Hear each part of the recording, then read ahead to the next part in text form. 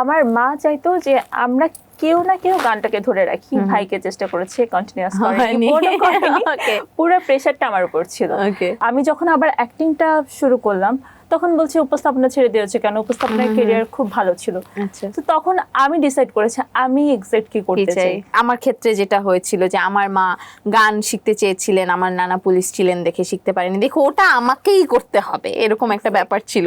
So আপনার কি এরকম কোনো ব্যাপার ছিল? আমার ব্যাপারটা এরকম ছিল, আমার মা খুব গান ভালোবাসে, বাবা ভালো গান গাইতো, কিন্তু আমার মা চাইতো যে আমরা কেউ না কেউ গানটাকে ধরে রাখি। ভাইকে চেষ্টা করেছে, কন্টিনিউয়াস করেনি, পুরো প্রেশারটা আমার উপর ছিল।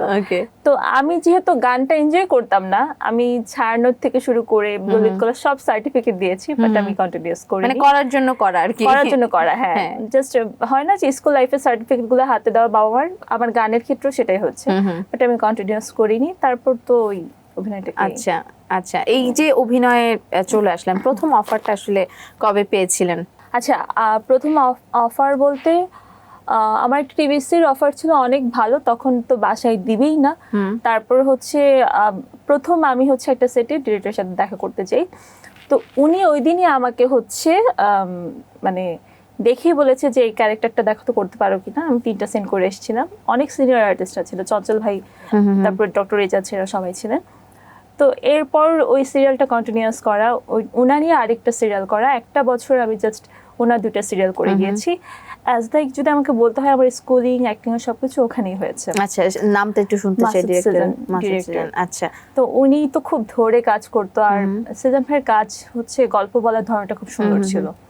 এরপর তো বের হয়ে। আচ্ছা, আমি একটু এখানে অ্যাডাপ্ট করতে চাই, যেহেতু আপনি বলছিলেন যে দাদা আসলে বিয়ের পর আপনাকে অনেক সাপোর্ট করেছে বলে আপনি অভিনয়টা করছেন। সো যারা আসলে থাকে না যে অনেকেই বলে বিয়ের পর আসলে সবকিছু অফ হয়ে যায়, কিন্তু লুক গাইস, বিয়ের পর সবকিছু অন হয়। সো তাদের জন্য কোনো মোটিভেশন আপনি বা ইন্সপিরেশনাল কোনো কিছু বলবেন কিনা, যে হাল ছাড়া যাবে না, কোনো না কোনো সময় ইচ্ছে থাকলে থাকে না, যে এরকম আপনার কাছে মনে হয়েছে কিনা? হ্যাঁ, কারণ আমি তো আসলে যখন শুরুটা করেছিলাম তখন আসলে উপস্থাপনা করতাম তো ওই টাইমটাতে, তো অনেকেই বলেছে যে আমি 2টা পাশাপাশি করা শুরু করেছিলাম, তো তখন বলতো যে 2টা একসাথে হবে না, 2টাই কিছুই হয় না, যে কোনো একটা করতে হবে।